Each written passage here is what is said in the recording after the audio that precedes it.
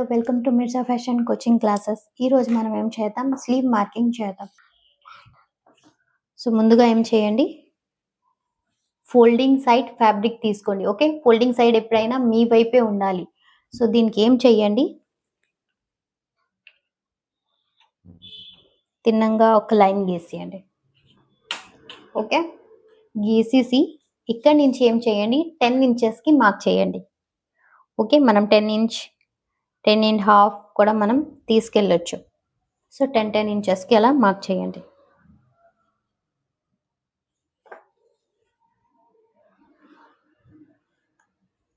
Okay, దాని తర్వాత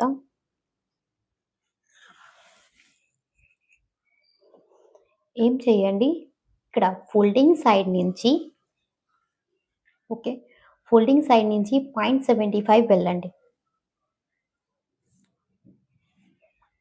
okay, folding side నుంచి 0.75.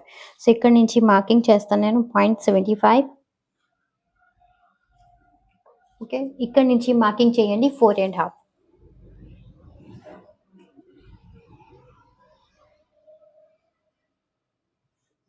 ఇప్పుడు ఈ 0.75 మార్కింగ్ అండ్ 4.5 ఈ రెండింటికి సేపు ఇవ్వండి ఇలా.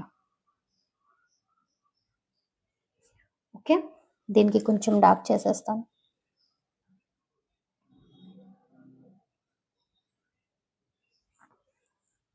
ఓకే, దాని తర్వాత ఏం చేయండి, ఇక్కడ నుంచి మీ లెంత్ మార్జిన్ చేసేసుకోండి. సో లెంత్ మార్కింగ్ గురించి మీది లెంత్ ఎంత ఉందో అందులోని 1 ఇంచ్ ప్లస్ చేసుకోండి. సో నాది లెంత్ ఉంది 10, సో నేను మార్కింగ్ చేస్తాను 11 ఇంచెస్. సో ఇక్కడ 11 వస్తుందో అక్కడికి నేను ఒక మార్క్ చేసుకుంటా. ఓకే, దాని తర్వాత అక్కడిది రౌండ్ తీసుకోండి. సో 10కి నాది రౌండ్ వస్తుంది 10. సో దానికి హాఫ్ చేసేస్తే 5కి మార్కింగ్, తర్వాత నాది మార్జిన్. సేమ్ అలాగే ఈ పార్ట్.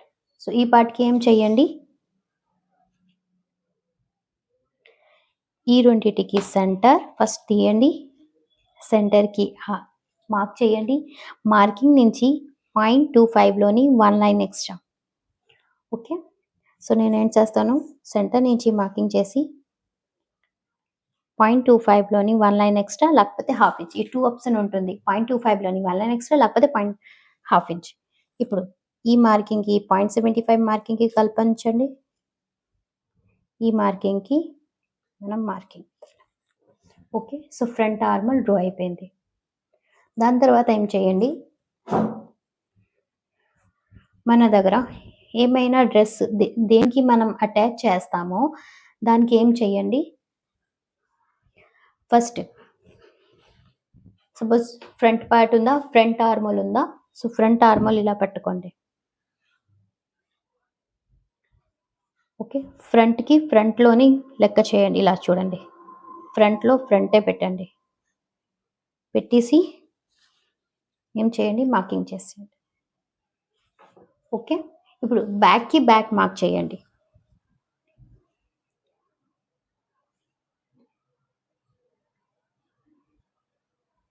ఓకే, ఇప్పుడు ఏమైంది, లైన్స్ ఇలా వచ్చిందా, అయితే దీనిది సెంటర్ తీసుకుంటా. ఒక్కొక్కసారి ఏమవుద్ది, సమానంగానే లైన్ వచ్చేది. సపోజ్ ఇక్కడ నాది బ్యాక్ వచ్చింది, ఫ్రంట్ కూడా ఇక్కడ వచ్చేస్తుంది. అప్పుడు అదే ఫైనల్ మార్కింగ్ చేసేసుకోండి. క్లియర్ అయిందా? 2 మార్కింగ్ ఒకసారి వచ్చినా సరే, ఒక జాగాలో వచ్చినా సరే ప్రాబ్లం లేదు. ఇప్పుడు ఏం చెయ్యండి, ఇక్కడ నుంచి మనం మెయిన్ మార్కింగ్ నుంచి 1.5 లోపలికి మార్క్ చేసేయండి, అంటే మనం మార్జిన్.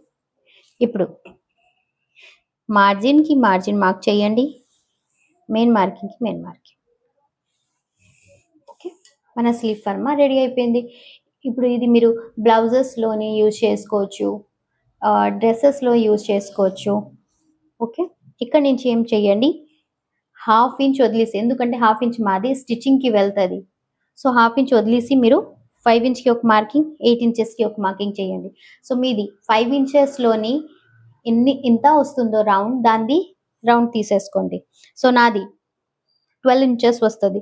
సో నేను 6కి ఇలా మార్క్ చేసుకుంటా. ఓకే, సో నాది ఇంత మిగిలింది. ఓకే, నాకు కంఫర్టబుల్గా ఉంటుంది, ఇంత చాలు. మనం ఏం చేద్దాం, ఇప్పుడు 8 ఇంచెస్‌కి. సో, 8 ఇంచెస్‌కి నాది 10 ½ వచ్చింది. సో, 10 ½ హాఫ్ తీసేస్తే 5.75.